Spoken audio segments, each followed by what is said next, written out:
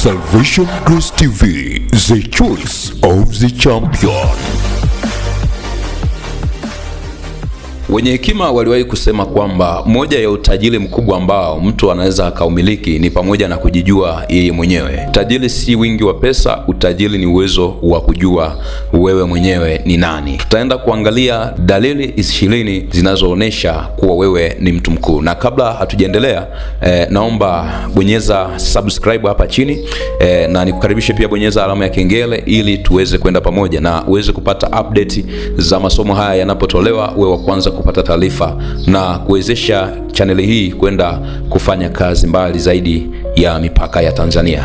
Karibu tujifunze dalili 20 zinazothibitisha kwamba wewe ni mtu mkuu. Kuna maswali mengi ambayo pengine utakuwa unajiuliza, kwa nini somo hili? Ni kwa sababu ile ambayo imetokana na kitabu cha Mhubiri sura ya 10 na ile aya ya 7. Utakutana na maneno yanayosema, mimi nimeona watumwa wamepanda farasi na wakuu wakienda kwa miguu juu ya nchi kama watumwa. Kukisoma vizuri neno hili na kulitafakari kwa kina, anaposema Mhubiri, yeye ameona watumwa wamepanda farasi, lakini wakuu wakienda kwa miguu. Wakuu wakina nani na watumwa ni akina nani? Kibibilia tunaposema wakuu, manake ni wale ambao wanazungumzwa katika Efeso sura ya 1 ile aya ya 18. Macho ya mioyo yenu yatiwe nuru, mjue tumaini la mwito wake kwa jinsi ilivyo, na utajiri wa utukufu wa urithi wake katika watakatifu jinsi ulivyo. Alafu 19 anasema, na ubora wa ukuu wa uwezo wake ndani yetu tuaminio jinsi ulivyo, kwa kadri ya utendaji wa nguvu za uweza wake. Na ubora wa ukuu wa uweza wake ndani yetu, ubora wa ukuu wa uweza ndani yetu tuaminio jinsi ulivyo, kwa kadri ya utendaji wa nguvu za uweza wake. Nitaka nisome hapa ili tujue huyu mtu mkuu ni nani. Kwa kadri ya Efeso tunaambiwa ukuu wa uweza ndani yetu, ukuu wa uweza wake ndani yetu sisi tuaminio. Okay, kumbe mtu yeyote anayemwamini Mungu ndani yake ana ukuu wa uweza wa Mungu ambao unamtambulisha kama ni mtu mkuu mbele za watu na mbele ya jamii. Sasa kwa nini maisha yetu hayaendani na watu wakuu? Na hichi ndicho alichokuwa anakiuliza Mhubiri sura ya 10 aya 7. Amesema yeye ameona watu wakuu wakienda kwa miguu, lakini watumwa wamepanda farasi. Ukiangalia katika dunia ya leo, mambo mengi mazuri yapo chini ya watu wasiomjua Mungu. Ukiangalia pesa zinamilikiwa na watu ambao hawamjui Mungu. Ukiangalia majumba, magari, magorofa na makampuni yanamilikiwa na watu ambao hawajamjua Mungu kabisa. Lakini angalia hali za watu ambao wanamjua Mungu jinsi walivyo. Kuna mambo ambayo yamefanya hawa watu wa Mungu wawe jinsi walivyo, na hayo mambo tunasema yameenda kutia giza kwenye mioyo yao. Tunapozungumzia habari ya mtu mkuu, tunazungumzia mtu ambaye amebeba nguvu ya Mungu ndani yake, amebeba uweza wa Mungu ndani yake, na amebeba ile hali ya Mungu ndani yake. Tunasoma katika kitabu cha Mwanzo ile sura ya 1 aya 27 na 26, anasema, na tumfanye mtu kwa sura na mfano wetu. Mungu alimfanya mwanadamu kuwa creature likeness, God creature likeness, yani kiumbe kilichoumbwa pekee kinachofanana na Mungu. Na kama kinafanana na Mungu, manake umebeba utisho na nguvu na ukuu wa Mungu ndani yako. Kwa maana hiyo utakiwi kuishi kinyonge. Sasa leo tutakwenda kuangalia, kwanza tuangalie mambo ambayo yametia giza watu wengi wanaomwamini Mungu, wanaosema wanamwamini Mungu lakini mioyo yao bado ipo katika hali ile ya watumwa. Yani wewe ni mkuu, ni mkuu, unatembea kwa miguu, lakini watumwa ambao walitakiwa kutembea kwa miguu wamepanda kwenye eneo ambalo wewe ulitakiwa ukae. Na baada ya somo hili ninakuhakikishia kabisa kwamba mwana wa Mungu hutabaki katika hali ulionayo, na ninakuombea kwa jina la Yesu, Mungu akakufungulia mlango ukakae kwenye farasi, hao watumwa wakashuke wakatembee kwa miguu. Kwa sababu kuna mahali, yamkini kwenye uchumi, yamkini kwenye ndoa, yamkini sehemu yoyote ile ulitakiwa uwe mkuu, lakini unatembea chini. Sifa yako ya ukuu bado ipo kwa sababu na Mungu, lakini kwa nini wengine wamepanda farasi? Basi tutaangalia mambo 10 ambayo yamefanya watu wengi wanaoamini wakabaki katika hali ya utumwa. Tutaanza kuangalia na jambo la kwanza. Jambo la kwanza ni hofu. Wengi sana wameingia kwenye ili eneo la hofu. Hofu inatia giza moyo wa mtu. Unaweza ukasema ni kivipi? Huwezi kuwa mkuu mbele ya watu unaowaogopa. Huwezi kuwa mkuu kama umekuwa na hofu. Kama hofu imekutawala, huwezi kutawala, huwezi kumiliki. Hofu ya kufanya vitu, hofu ya kutawala ikiondoka ndani yako, umepoteza ukoo. Ukiwa na hofu, kuna watu wana hofu hata ya vitu ambavyo sio vya maana, hofu ya kusubutu, hofu ya kufanya kitu fulani. Kama umekuwa na hofu mahali popote pale, basi hilo eneo umeondoa ukuu ndani ya maisha yako na huwezi kutawala. Jambo la pili ni mtazamo. Tunasema mtazamo ndio unaamua mtu aweje. Mtazamo ndio unaamua mtu aweje. Na katika Mithali anasema kwamba aonavyo mtu nafsini mwake ndivyo alivyo. Jinsi unavyojiona wewe ndivyo ulivyo, na ndivyo unavyofanya watu wakuone. Chunga sana mitazamo yako, kwa sababu kuna wakati utashindwa kufika mahali ambapo Mungu anataka ufike kwa sababu ya mitazamo. Kuna wakati wana wa Israeli walikaa jangwani muda mrefu, karibu miaka 40, kwa sababu ya kosa la mtazamo.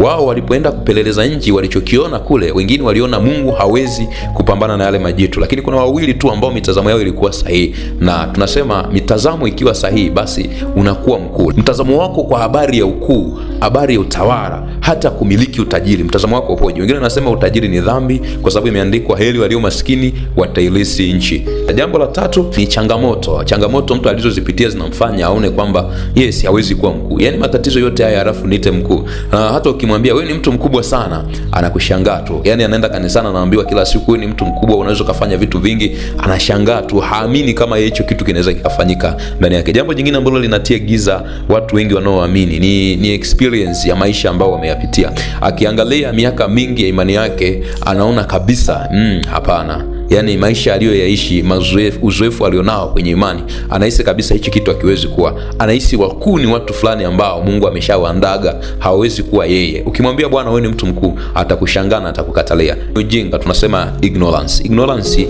tunasema ni kutokujua. Wakati mwingine Biblia inasema wanangu wanaangamia kwa kukosa maarifa. Kuna mazingira ambayo unashindwa kuelewa kwamba ulitakiwa utawale kwa ukuu, kwa kipawa cha Mungu kilichopo ndani yako, ilitakiwa utawale uchumi. Lakini kwa ujinga tulionao, mara nyingi sana tunafikiri utawala, tunafikiri hata hizo pesa, hata tunafikiri utajiri inatakiwa wamiliki watu ambao hawataingia mbinguni. Nao ni ujinga pia. Lakini ukija kuangalia katika Isaya 60 aya 11 anasema malango yako yatakuwa wazi usiku na mchana na wala yatafungwa, ili wafalme na mataifa yaweze kuletea utajiri. Mungu hawezi kuruhusu mlango ufunguliwe uletee utajiri kwa mtu ambaye yeye anasema utajiri ni dhambi. Huwezi kupokea kitu cha namna hiyo. Malalamiko pia ni sehemu ya kitu ambacho kinazuia kumiliki. Lakini pia maneno unayoyasikia kwamba wewe huwezi kuwa mtu fulani, wewe huwezi kuwa mkuu, wewe huwezi kuja kuwa siku moja kutawala, huwezi kuja kuwa siku moja kumiliki, kufanya hiki. Hiyo pia imeondoa watu wengi kuondoka kwenye lele. Dalili 5 za kuwa wewe ni mtu mkuu. Jambo la kwanza ni imani yenye nguvu. Imani yenye nguvu. Mtu mkuu siku zote imani yake inakuwaga ina nguvu sana. Watu wengi wana imani, lakini imani zenye nguvu ni wachache.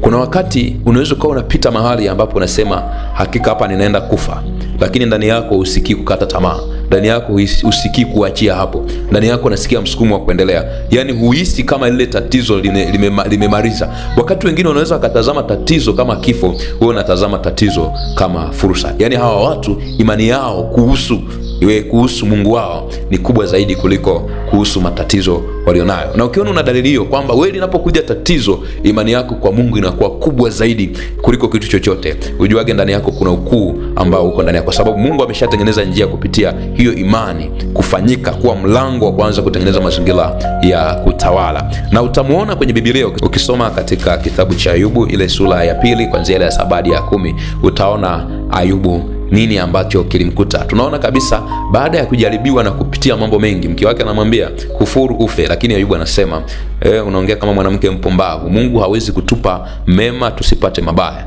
Ni kiwango gani ambacho wewe unaweza ukajenga imani kwenye mazingira ambayo huoni matumaini tena ya kuendelea? Dalili ya pili ya kwamba wewe ni mtu mkuu, mapito makubwa kuliko umri au kuliko level ulionayo. Yaani mapito unayoyapitia ni makubwa kuliko wewe jinsi ulivyo. Tukikutazama wewe ulivyo na mapito unayoyapitia ni vitu viwili ambavyo haviendani. Sasa ukiona una dalili hiyo, yani mambo unayoyapita ni makubwa mno kuliko hata wewe, na wakati mwingine yamekuzidi mpaka unashindwa kuelewa kwamba inakuwaje, ujue kabisa wewe ni mtu mkuu. Maana yake nini? Mungu anakupima kwenye viwango vya juu, na nasema hivi, mapito yoyote yale huwa yanamkomaza mtu kumpeleka kwenye destiny yake kulingana na wito alioitiwa. Na jambo hili utathibitisha kutoka kwa Daudi. Daudi alianza kupigana vita katika umri mdogo, alianza kupigana na mfalme wa nchi. Unaweza kushangaa mfalme wa nchi anapigana na Daudi wakati wote alikuwa ni kijana mdogo sana, alikuwa bado mbichi, lakini vita yake ilikuwa ni kubwa. Vita na mfalme wa taifa ilikuwa si kidogo.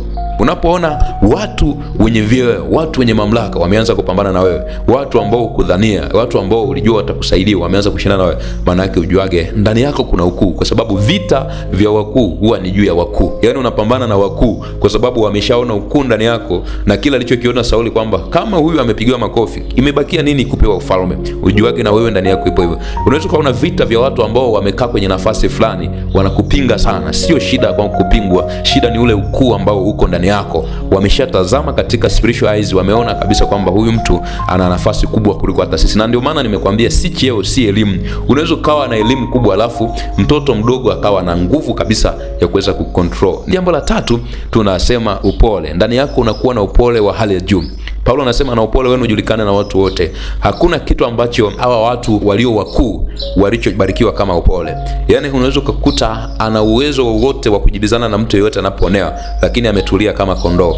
Anasemwa ametulia, amenyamaza, anafurahi, anamshukuru Mungu kama Yesu alivyokuwa. Ukiona ndani yako unaposemwa, unapofanywa lolote, ujisikii kujibu, ujisikii ndani yako unajisikia amani tu, unamshukuru Mungu, yani huna kinyongo, na baada ya hapo unaweza kaendelea kumpenda yule mtu bila shida yoyote. Ujuage ndani yako umewekewa ndani yako moyo wa ukuu. Utamwona pia Daudi anasema kwamba nimtendaje masihi wa Bwana, nimtendaje jambo hili, nawezaje kunyosha mkono juu ya masihi wa Bwana. Na wewe ukiona kwamba ndani yako unapokosea uwezi kunyosha mkono hata kama mtu amekuzidi huruma, yani wewe ni mtulivu, mpole, ndani yako juage umebeba ukuu wa Mungu. Jambo la 4 ni kujali. Sifa mojawapo ya watu wakuu ni kujali mambo ya watu wengine. Si mtu wa kujijali yeye tu. Anapoona mwenzake ameingia kwenye changamoto, ni wa kwanza kuumia. Yeye anaumia kuliko mwenye changamoto mwenyewe. Ukiona wewe unaweza kubeba maumivu ya mtu, ujuage ndani yako umewekewa ukuu ndani yako. Una ukuu ambao Mungu amekupa, kwa sababu Mungu anapotaka kukuweka nafasi ya ukuu, lazima kuna baadhi ya tabia uwe nazo, kama kujali. Mfano wewe ni kiongozi fulani na haujali, au wewe ni kiongozi wa kundi fulani na haujali, inaweza kaleta shida. Kwa hiyo hii ni sehemu ya kwamba wewe ni mtu mkuu, kujali. Na jambo la 5, unakuwa ni mtu wa kukataliwa sana. Unakuwa ni mtu wa kubezwa. Tunasema rejection inakuwa ni kubwa. Yaani wewe kila mahali unapoenda wanafanya rejection kwako. Hakuna anayekupokea kwa mara moja. Watu wanakukataa. Na mara nyingi sana wanaweza kukukataa mpaka mwisho. Sio kwamba atakukataa leo kesho akubali. No. Yaani unaenda mahali hata ambapo walikuita wao. Kuna mahali unaenda kama tunaambiwa kwamba baada ya vita kuisha, Sauli akamchukua Daudi. Daudi alipofika kwenye ufalme, yale makofi kupigiwa tu njiani yalimfanya sasa Daudi akakataliwa kwenye ufalme, akaanza kukimbizwa tena. Yamkini kuna watu wamekuleta kwenye huduma, wamekuleta kwenye engo fulani, labda ni muziki, wamekuleta kwenye fani fulani, lakini ghafla wamechange, wameanza kupigana na wamekukataa, wamekutenga. No way out. Ujuage kwamba ndani yako ukuu upo, kwa sababu ukisha kuwa mkuu, no matter how, watu wataona tu kwamba huyu ni mkuu na hatuwezi kumsogelea. Ukiona watu wanakutenga kwa sababu ya ukuu uliopo ndani yako. Na jambo la 6 ni kudharauliwa. Yaani kuna watu wanadharauliwa, na kudharauliwa ni ishara ya kwamba kilichopo ndani yako ni kikuu. Wanakudharau kwa sababu wanaona hali ulionayo haviendani na vitu ulivyonavyo. Ndio maana unaweza ukawa ni mtu wa kawaida sana, lakini ukisema neno si kwa sababu ya pesa wala elimu ulionayo. Kuna kitu ukisema lazima wote tukisikilize hicho kitu. Mpaka wote wenye elimu, wenye vyeo na kadhalika, wote wanakusikiliza huyo mtu. That's why tunasema kwamba ukuu wa mtu si vyeo, ukuu wa mtu si level ya education. Tunasema ni kipawa cha Mungu ambacho amekiweka ndani ya mtu. Huo ukuu na uweza ninaozungumza unaweza kusoma katika kitabu cha Korintho ile sura ya 1 ukaangalia kuanzia ile aya ya 26 hadi ya 28. Anasema Mungu amechagua vitu vilivyo dhaifu ili viangushe vitu vyenye nguvu. Kuna wale ambao wanafikiria wao wana nguvu, lakini kumbe hawana nguvu. Wenye nguvu ni wale ambao wako chini, wamenyenyekea, na Mungu hao ndio wanawatumia kuviaibisha vile vitu vyenye nguvu. Kuna vitu ambavyo watu wakubwa ambao hawawezi kuvifanya, lakini wewe licha ya hali ulionayo unaweza kuvifanya hivyo vitu. Mungu akubariki sana. Kuna chochote umejifunza, ingia kwenye comment. Unahitaji kutoa ushauri au maoni yoyote, karibu kwenye comment section, na Mungu akubariki sana. Endelea kufuatilia channel hii na usisahau kusubscribe. Tukutane tena tutakapoendelea tena katika kipindi hiki cha dalili 20 za kujua kwamba wewe ni mtu mkuu. Na leo tumeangalia dalili 5 tu. Tumeangalia dalili ya kwanza, tumesema ya kwanza, mtu huyu anakuwa na imani yenye nguvu. Jambo la pili, anakuwa na mapito makubwa, na jambo la tatu, amebeba ndani yake upole, na jambo la nne, amebeba kujali, na jambo la tano ni kukataliwa, na jambo la mwisho tumesema ni kudharauliwa. Amen. Mungu akubariki sana, uwe na siku njema.